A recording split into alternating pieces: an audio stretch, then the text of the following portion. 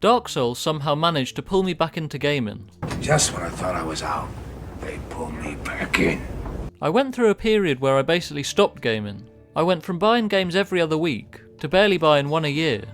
I thought it was because I'd gotten older, and games were kinda losing their appeal. But that all changed when I bought Dark Souls. It may have come out in 2011, but it wasn't until 2022 when I finally played it. I actually only came across it through memes about how difficult it was, and that was what made me want to check it out. Even when I finally bought the game, I had no idea it would go on to be one of my favourite games ever made.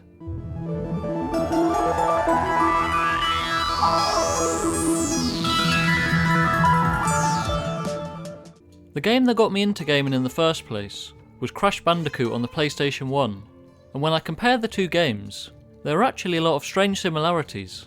You probably wouldn't think so on the surface. One is a dark role-playing game about the cycle of light and dark, and life and death, and the other is not that. Yet there are a lot of similarities. Both are extremely difficult to start with a steep learning curve.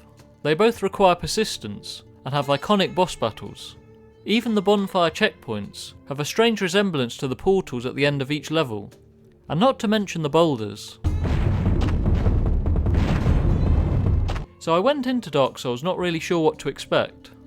I suppose I should state the obvious. Yes, Dark Souls is a difficult game, though not as difficult as people make it out to be. It's kind of been overblown by all the memes at this point, but at the start of the game, there definitely is a sharp learning curve. The game allows you to pick from many different classes, and as I started the game, straight away I liked how the game didn't hold your hand. There are instructions on the floor that are completely optional, telling you about the controls and game mechanics, but it basically doesn't even tell you where to go. The use of the bonfire system is great too, and it became a staple of fromsoftware games. It restores your health, but also restores most enemies, excluding bosses. And this, along with the limited use of Estus flasks to restore your health, adds an interesting level of strategy to the game. The game really throws you in at the deep end. You're straight into a boss battle, but you're given the option to run or fight. You can come back shortly after, having picked up some weapons, and hopefully some skills in the asylum. The Undead Asylum basically acts as a tutorial area. I'm pretty sure the victory achieved sound is now permanently linked to my brain's reward system. Also, isn't this the Nazgul sound effect from Lord of the Rings?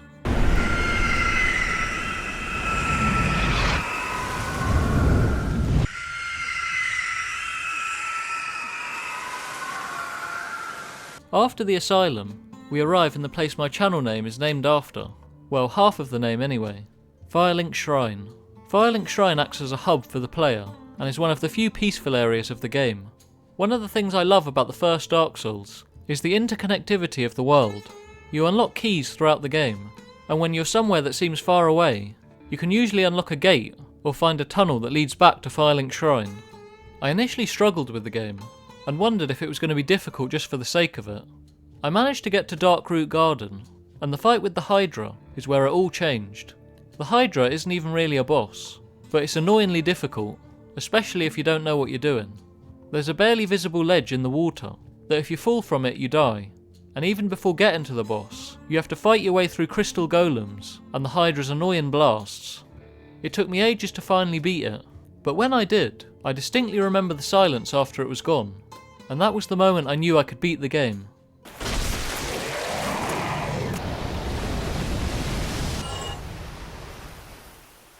It took death after death for me to finally learn a strategy, and during the repeated attempts, I began to think the game was difficult just for the sake of it.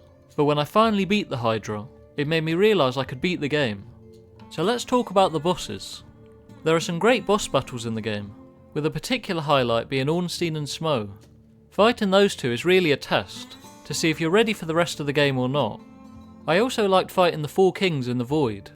The lack of background really throws you off, giving you a lack of depth perception. And of course I loved the Artorias boss battle, which is actually a DLC boss battle. I also loved the different areas of the game, and I distinctly remember the moment where I left the usual fantasy castle and descended into Darkroot Garden. That's got to be one of my favourite areas of the game, probably along with the depths. Yeah, I'm one of the people that actually like the depths.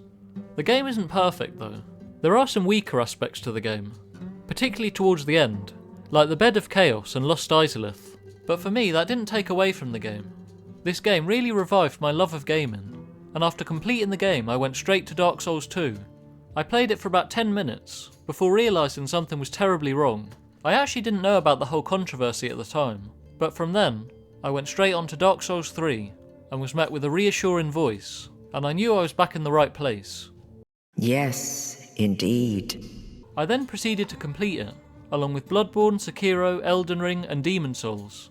It really got me back into gaming, taking me back to what made me love gaming in the first place. Difficulty, but rewarding difficulty. Difficulty that can be beaten with persistence.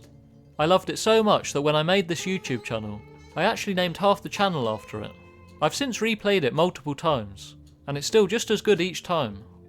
I'm Firelink Frontier and thank you for watching. I hope you've enjoyed this video. Let me know your first From Software game, and who's your favourite Dark Souls 1 boss. If you'd like to support the channel, please like and subscribe.